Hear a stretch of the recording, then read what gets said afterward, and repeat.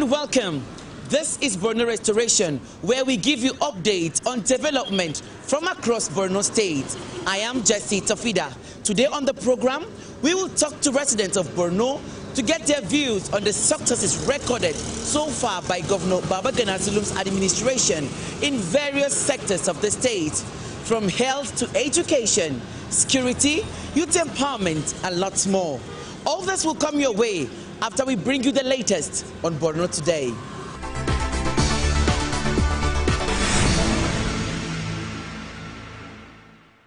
Gala is a border town with Cameroon Republic. It is about 150 kilometers away from Maiduguri, and it is home to thousands of returnees. As people start to pick up pieces of their lives, the state governor is here on a two-day working visit to the town.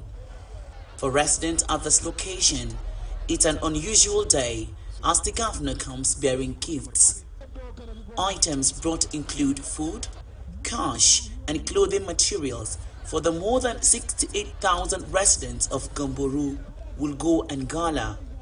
This local government area is one of the local government areas in Borno State that was severely affected by the insurgency. We are here to provide a rescue mission to the community. The maize was provided by the government of Borno State, but I want to commend the federal government of Nigeria. I want to commend the Nigerian Customs Service for the support that they have rendered to the government of Borno State, because the Nigerian Customs Service has given 10,000 bags of rice to government of Borno State with the directives of the President of the Federal Republic of Nigeria.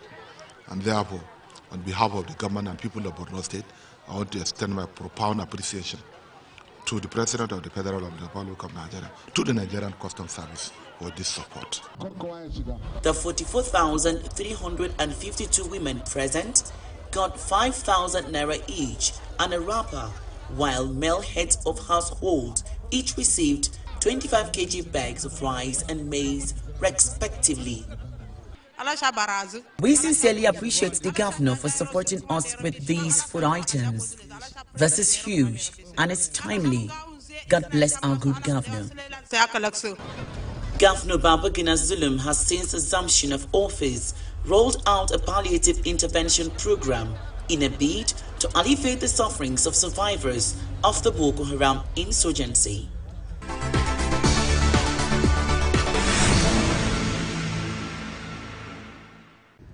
The education sector in Borno was the worst hit, following more than a decade-long devastation wreaked by the Boko Haram insurgents. But the Zulum administration introduced a 10-pact development agenda in which revamping the education sector was a crucial part. So far, Governor Babagana Zulum has embarked on massive development of the sector from the primary to the tertiary level. I want to notify you that I will be highly ambitious in providing development, and I will not let you down. The Borno that I will lead, inshallah, will be more peaceful, will be more secure, more vibrant, more industrious, more developed. I have compelling reasons to simply look back and be proud of the gains we have recorded. For me, serving the good people of Borno State has been the greatest honor of my life. Some of the projects completed in the second phase of his administration include construction and establishment of mega-sized government secondary school Gamboru with 30 classrooms, 30 classrooms at Alakarami with 10 kVA solar power, Mega Shuari 2 primary school of 20 classrooms, and complete fencing of GSS Sakwa. Others include construction of 10 units of 2-bedroom teachers' quarters in Gubio, Burial, and Dikwa, construction of additional 2 blocks, 4 classrooms at Gajiram, Lafefel, Kubo, Wurti, and Tungushi.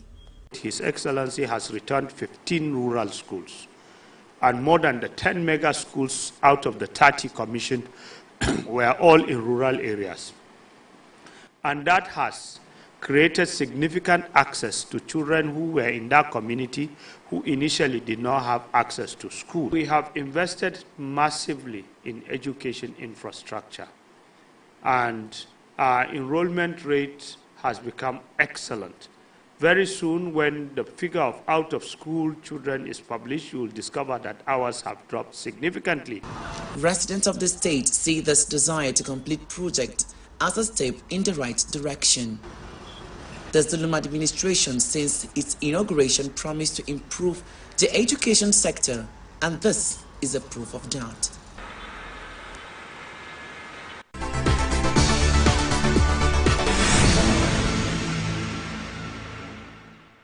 Agriculture in Borno contributes up to 65% of the state's gross domestic product for years. This was once a lush green land, but for the past 11 years, it has not witnessed farming activities due to Boko Haram insurgency. A huge concern for farmers who are losing livelihoods and income.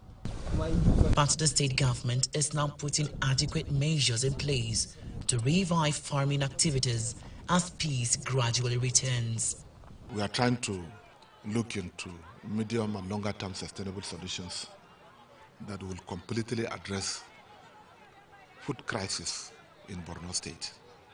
To this effect, the Borno State government, under the Ministry of Agriculture, has taken far-reaching decisions that will address the food crisis. Among them, the re-establishment of irrigation schemes in Borno State. We have identified 4 very important areas where people have started irrigation.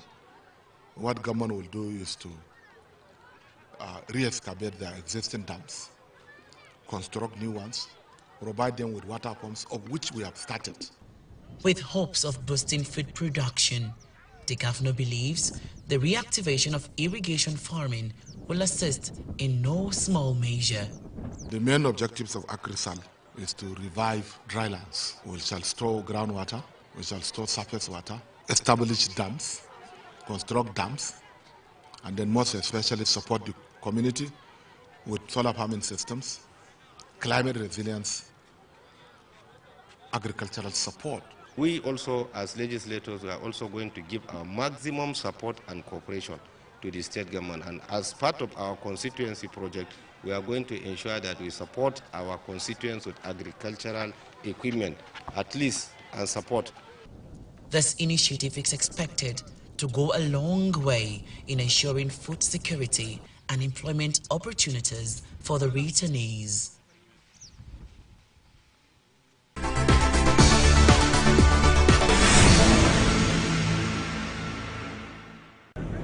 The 13-year Boko Haram insurgency in Borno has drawn up women and girls vulnerable to sexual and gender-based violence.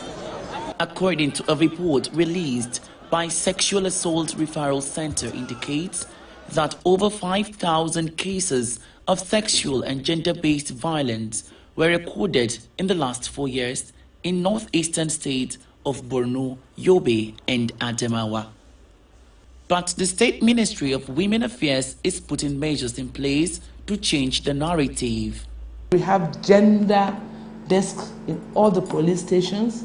We are having maximum support from the traditional rulers. The religious leaders are supporting us because our leader is in the forefront. And that is why you rape anybody in Borno State, will walk through the Ministry of Justice, take you to court, you get convicted. You attack any child, we have a law that is there. As disclosed by the ministry, 82% of reported cases of gender-based violence are perpetrated against adults, while 18% are perpetrated against children.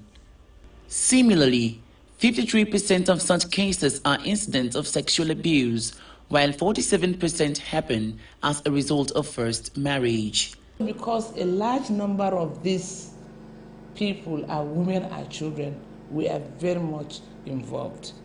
We have taken part in tracing and reintegrating over 5,000 children. Governor's wife spent the whole day with them, sensitizing them on their rights as women, on closing up the generation, doing away with the culture of silence, giving women voice. the ministry further urged the public to speak out against such acts for a crime-free state. The Borno State Ministry of Women Affairs and Social Development has assured that no stone will be left unturned in the fight against gender-based violence under the Zulum-led administration.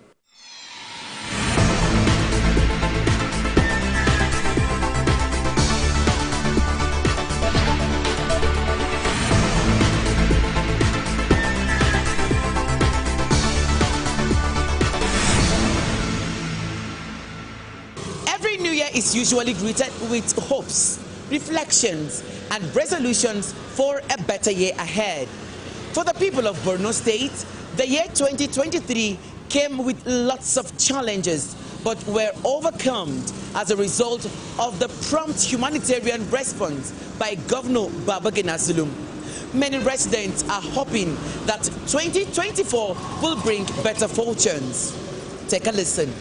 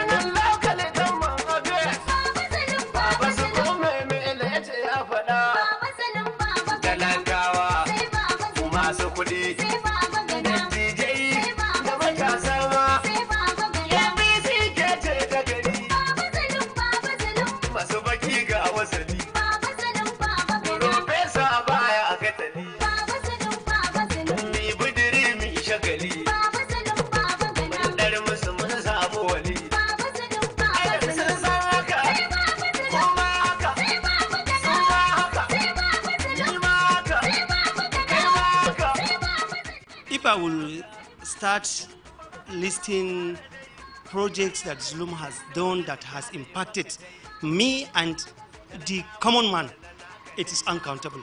But one thing I know that has impacted the common man to the grassroots level is the introduction of mass transit and then the electric taxi within the metropolis. You know, actually with the removal of fuel subsidy, life has become very, very challenging to the common man. But to be sincere, the Zulum's buses and taxis have really touched the common man to the extent that almost everyone is saying, go to the grassroots and ask. Everyone is saying that it is one of the things that a common man knows that there is governance around, because people think that government is not something that has to do with the common man, but this transportation aspect alone has changed the narrative. Now that everyone has been impacted, not only the masses, even wealthy individuals now park their cars and follow the Zulum buses.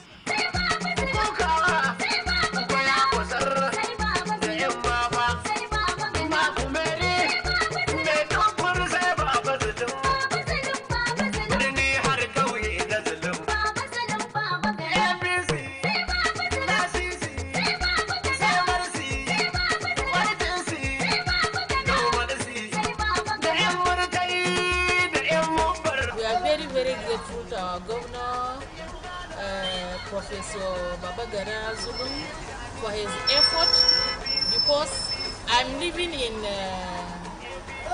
Polo, that is Polo High Court. But to my surprise, when I'm about to go to school, I saw a bus there near High Court. Then they are even calling me that the motto is 50 naira, which of sometime in the morning when I'm going to work, I used to pay 200, 300 naira to my destination. But to my surprise today, I pay 50 naira. And now I'm returning from my work now, going to Polo again, and I'm paying 50 naira.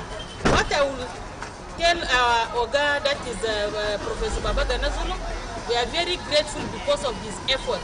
More effort, more elbow to his work. We pray that God will comfort him, God will be with him, and also our God will give him a prosperity life so that he can continue to upgrade this effort that he has done.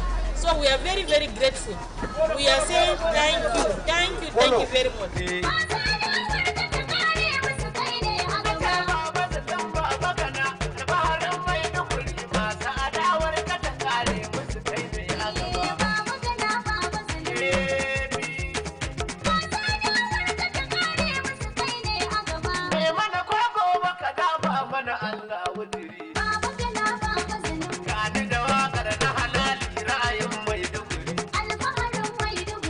The year 2023 has been a very wonderful year.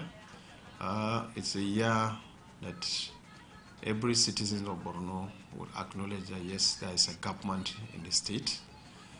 This government is all about service delivery and good governance. In the last the year 2023, we have witnessed quite a reasonable and unquantifiable service delivery in terms of physical as well as policies geared to improve the lots of the citizen. For me, if I'm to take one, certainly I will say the governor's commitment to service delivery and people-centered governance. This has been a hallmark of Governor Zulum. However, to talk on the structures put in place, the year 2023 witnessed remarkable improvement in the provision of health facilities, ensuring that citizens have access to affordable and accessible healthcare delivery, education. We all know that before now how the Boko Haram incidents has been a problem to us, and what they were saying, Western education is taboo. The governor is on his oath to ensure that he has revived the education sector to ensure future development of citizens. Not forgetting our brothers and sisters that were displaced by the insurgency and the governor's commitment, moving irrespective of weather, time, and hard-to-reach locations to provide succor to citizens in terms of humanitarian support and giving them that hope that yes, they have something in the future to do, taking them or making them understand that the hopelessness of this Boko Haram will soon be over, and giving hope and livelihood support to ensure that they pick up their pieces and then continue with life as it used to be. A restoration of peace in Borno, people can attest that yes, peace has gradually returned to Borno. People go about their normal life. For somebody coming out of the country, out of the state, only feels about Borno, you look at it from a different perspective. But when you come here, you will begin to wonder if at all this is the Borno people have been talking about outside the state. Life has returned. And then the last 4.5 years of Governor Zulum, there were remarkable improvement in terms of structures, infrastructure. If you come into the state capital, you certainly know that there is a governance, there is a government in place, which means Zulum is working. And people have been attesting to it. We appreciate the support they've been giving to the government, understanding his style of leadership, what he means by service delivery and good governance. I can talk on and on and on, but the truth is that in the last 4.5 years of Governor Zulum in Borno State, there's a remarkable improvement in terms of all aspects of human endeavor. The governor has been a humanitarian governor even before the removal of the subsidy. And I am proud to say that my governor was the first governor that began the distribution of food palliatives, and again he was the first governor who launched the mass transit so that he could ease the means of transportation, especially to the farmers, which by everybody knows the people of Borno are mostly farmers, especially the masses. Everybody's seen how he has given them free transport so that this will help them to go to their farm and also make them to cultivate their crops back home successfully. For us, he's the only governor because he is someone that has the political will. He has the commitment, and most importantly, he has his people at heart. And if you combine these three elements, there is no way you will not get somebody like His Excellency Professor Babagana Zulum. Now, as a member of his cabinet, you have no option but to support him, because you have a leader that is leading by example.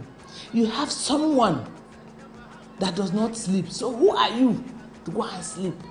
You have someone that is so compassionate, so caring about the security situation, about the agricultural situation, about resettlement, about reconciliation, about reintegration, about educating the girl child. Who am I, as a mere commissioner of Women Affairs and Social Development, that I will not support him? It's the paradigms are already on ground. There's a benchmark. So if you don't key into what Professor Babagana Zulum is doing, you are already a failure. You understand? So the leadership, the political will, the commitment, the dedication, and compassion for everyone in Borno State leaves us with no option. We are on standby 24/7. There is no commissioner that you say, it's weekend, it's after 6. That does not exist in our agenda, because your principal is someone that leads by example. And so it is compulsory, it is a must that we must employ all the strategies, all the energy that exists in us to ensure that the 10-pact agenda, the 25-year development plan, the 10-year strategic plan of Borno State works. As a Commissioner for Women Affairs, poverty must be brought to zero. Our girls must go to school, both within and outside Nigeria. People living with disabilities must be given their chance to survive, to exist. Children must benefit, they must have rights to education, rights to shelter, right to good health. And that is why the child rights law has been domesticated in Borno State. And that is why the VAP law is well implemented. We have removed the stigma that is associated with being a victim of rape. We have had so many, over 600 convictions of people that have raped from across the state in the last couple of years. And this is because the culture of silence is no more. Speak out. The governor's wife is our ambassador. She leads. We have gender desks in all the police stations. We are having maximum support from the traditional rulers. The religious leaders are supporting us because our leader is in the forefront.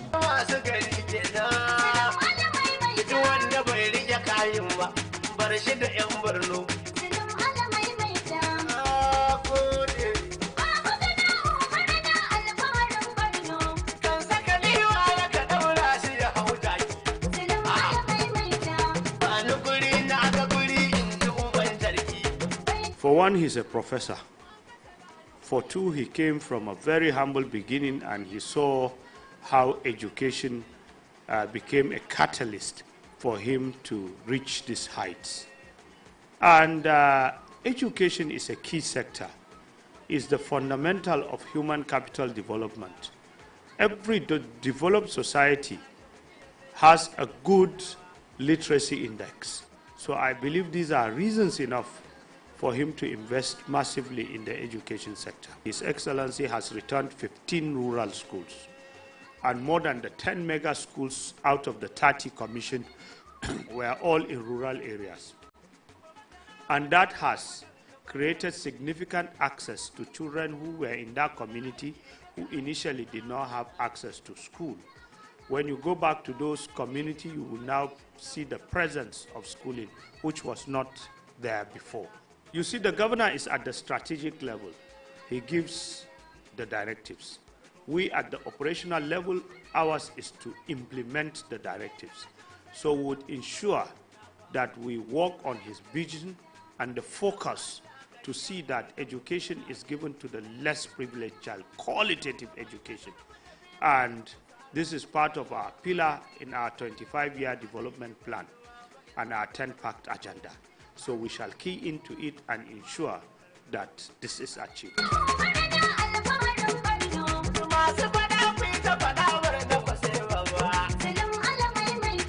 At the bottom of my heart, I want to express my sincere appreciation to all of you that voted us into another phase of public service. Again, I commit to making sure that we shall work 100% for the benefit of all residents of Borno State, regardless of political, ethnic, and religious affiliations. I want to assure you, the people of Borno State, that the victory you have granted us will neither make us arrogant, nor will it make us to take you for granted.